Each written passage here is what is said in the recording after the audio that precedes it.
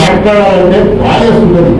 ఇంత సిగ్గులకి ఇన్నిసార్లు అడగాల, ఇన్నిసార్లు మనం పదపోకుండా ఇన్నిసార్లు ఛాలెంజ్ చేయాలని, అంతే కదా. ఒక్క పూర్తిగా స్పందిస్తా ఉన్నారా? నువ్వు మీడియా సమావేశాలు ఎందుకు పెడతావా? నీ పార్టీ దగ్గర నువ్వు వాడతావు రా, నేను వస్తాను చెప్తాను కదా. దీంట్లో ఒక్కడన్నా నువ్వు చేసే గురించి మళ్ళీ చెప్తావా? చంద్రబాబు రెడ్డి మన తమ్ముడికి మీ వాళ్ళందరికీ ఛాలెంజ్. ఈ తెలుగుదేశం పార్టీ అధికారులు గుడారా సెక్రటరీ చేసినారా? నువ్వు చేసినావా? పోయి ఇప్పుడు వచ్చాక ఏమైనా చేసినావా?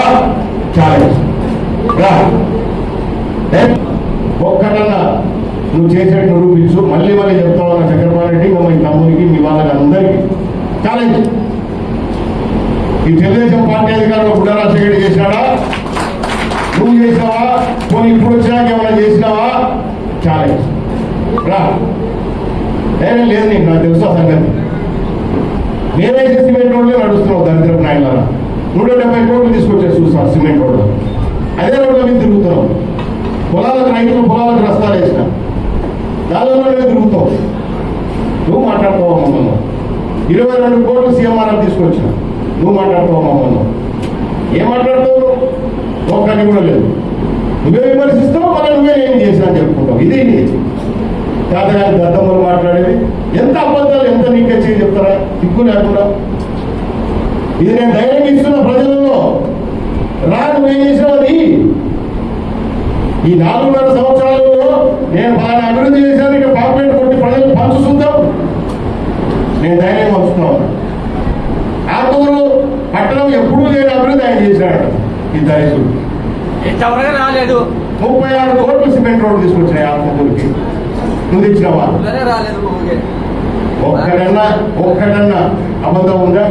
1400-1500 కోట్ల పనులు చేసేవి చెప్పుకొని ధైర్యంగా కాళ్ళ దగ్గర చెప్తా ఉన్నా, మీసం తిప్పి చెప్తా ఉన్నా.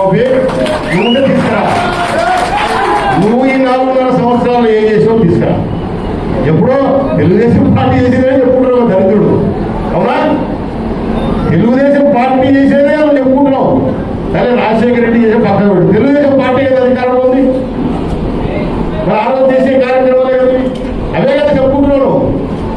మొత్తం ఏంటివి నువ్వు చెప్పినవి ఏది లేదు. అందుకే ఈ నాయకులతో ఎక్కువ మాట్లాడాల్సింది కూడా వేస్ట్. మనం గోరు నొప్పియడం తప్ప సిగ్గుండదు, లంచుండదు. వేస్ట్ నాయన. అందుకే వీళ్ళ ప్రవర్తన వీళ్ళతో విసుగు చెంది ఏదంటే ఆ పైపించి బతుకుతా ఉన్నారు కాబట్టి కొద్ది రోజులు వేసి చూస్తూ ఉన్నారు.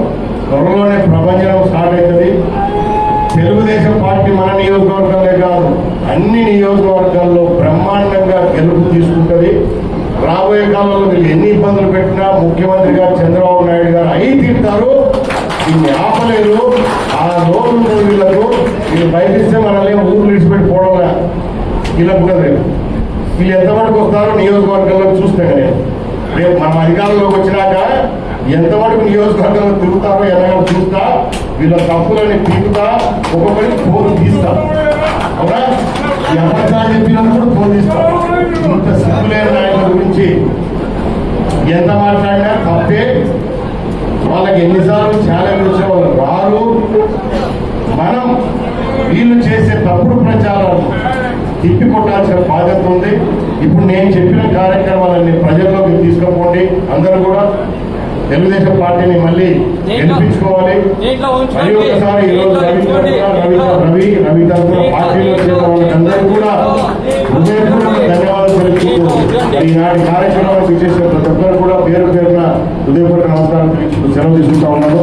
జై హింద్, జై తెలుగుదేశం, జై చంద్రబాబు నాయుడు.